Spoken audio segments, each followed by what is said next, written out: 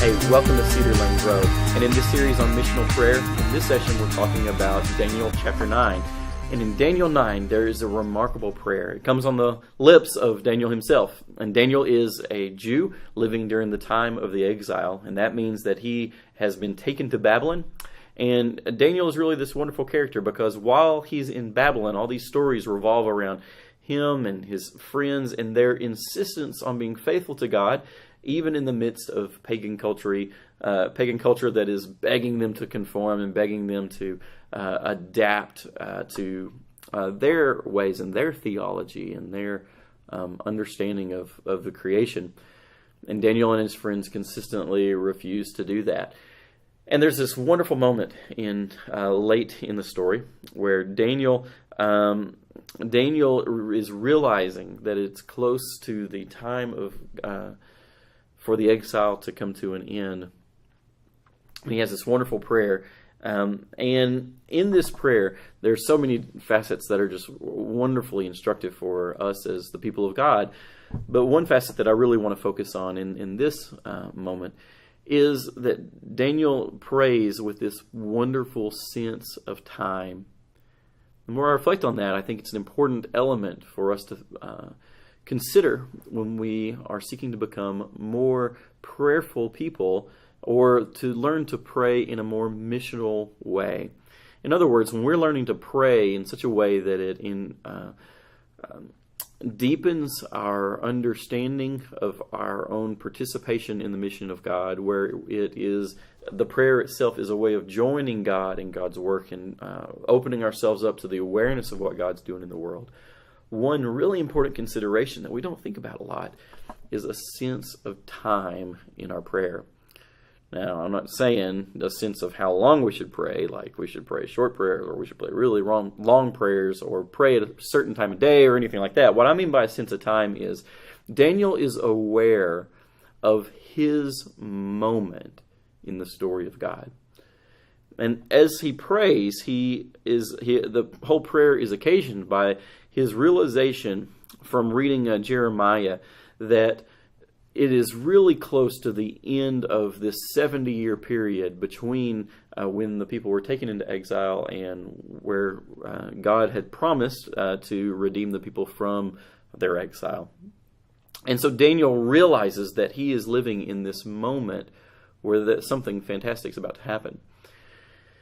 And if you look through the rest of the prayer, I mean, that's kind of what occasions the prayer, but the rest of it really evidences this sense of where he's living in the story of God, where he's living in the mission of God, that he is living in this, with all this past behind him, and that past includes Israel's calling by God. It includes God sending Moses and sending the commands to Israel that they were obligated to in covenant.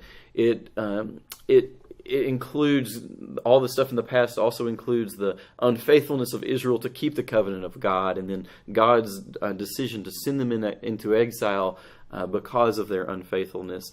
And all of that stuff is part of the past for Daniel. And as he prays, he's aware of that. He's aware of everything that's happened in the past in God's story to bring the story to this point. He's aware of where he is, not just the role he plays in the mission of God, but where his moment is in the whole timeline of God's mission. And so as he's praying to God to be consistent with everything that God has done in the past. And that's really significant. Not only that, though, he's also praying with an eye towards the future. He knows that if God is going to be faithful to the promises that God has made, then God is on the verge of acting soon, and that there are things that are coming in the future that Daniel can depend on. And he has this sense in this prayer of both the things that have happened long ago in the past and the things that are near in coming and which are maybe even longer in coming. And it's that sense of prayer. That sense of prayer is just so significant to Daniel's whole being as a person in mission. I mean, think of how important it is for Daniel and his stand against idolatry, his willingness to stand firm and not conform to the ways of Babylon. How significant it is that he's aware of what God has called his people to in the past, and and also that God is going to reward faithfulness with this vindication and redemption. See, that prayer grows out of that same sense of time, which is so important for Daniel in playing his part in God's mission. Now, when we think about what that means for us as people of God now, who are trying to honor God in our own way and trying to participate with God's mission now, we have to have a real sense of what now is. Not just where do we live, but when do we live? What is this moment about?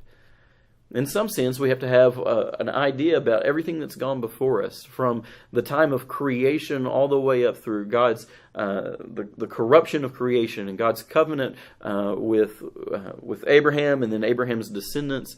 Some idea of the stories of Israel, whether they be the stories of the Exodus or the stories of the kingdom or the stories of the exile itself. We have to have some sense of what happened in Jesus, what happened in the time of Pentecost, and of course, all that brings us towards, some sense of church history about what God is doing now in the world.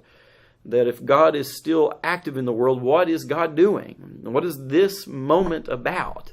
And of course, that's always colored by our looking into the future towards a time when God will finally redeem us and finally fulfill, the intent of creation in a significant and really final way when Christ returns. And that's the moment in which, when we have our understanding of what that moment is, that it's connected to the past, it's connected to the future, and that there's significant things happening now. All of that is the time of prayer. That's when we're before God with a sense of what God has done and what God will do and where we fit into all that. Or maybe we just have questions about it. Questions about what God has done, or questions about when God will act, and questions about what God is doing now. So we pray with a sense of time to some extent, but we also pray for that sense of time. Okay?